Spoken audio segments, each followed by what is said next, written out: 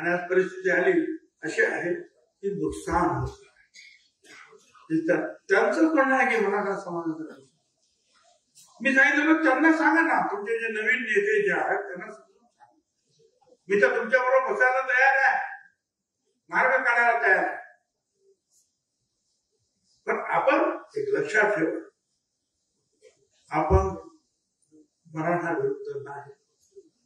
आपण जे लोक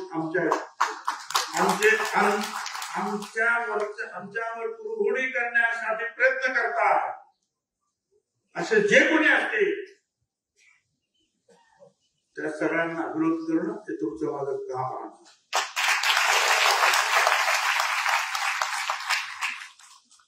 त्यांना ठणकावून सांगावं लागेल, पुन्हा एकदा बीड होता कामा नये. आमदारांची घरं जाळा, हॉटेल जाळा, शिक्षण संस्था जाळा, म्हणजे पाप होता कामा नये, संताचा कामा. आणि त्यावेळेस ते झालं. आणि मी ते सगळं वर्तमानपत्र आणि त्याच्यावर पाहिलं टीव्हीवर आणि घाबरत गेलो आणि उभा नाही.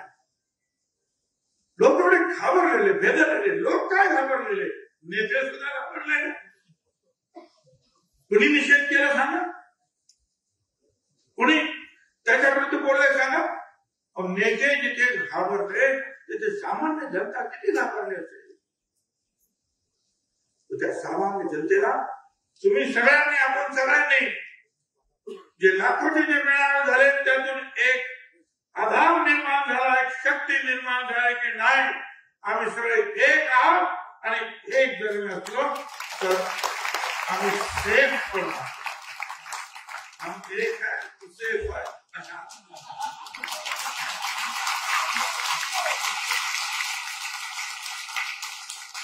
असं सेफ आहे. आपण सगळे हिंदू मुसलमान सगळे सेफ आहोत. ओबीसीची मंडळी, मागासवर्गीय मंडळी एक असतो. होय, मुस्लिम समाजामध्ये सुद्धा काही लोक माहित असेल.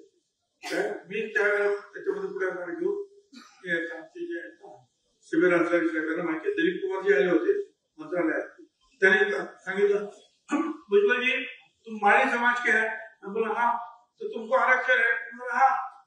तो मैं बागवान हूँ, मतलब माली हूँ, तो मेरे को क्यों नहीं है? बराबर है, तुम माली है तो तुमको मिलता, तो मैं भगवान बराबर ना.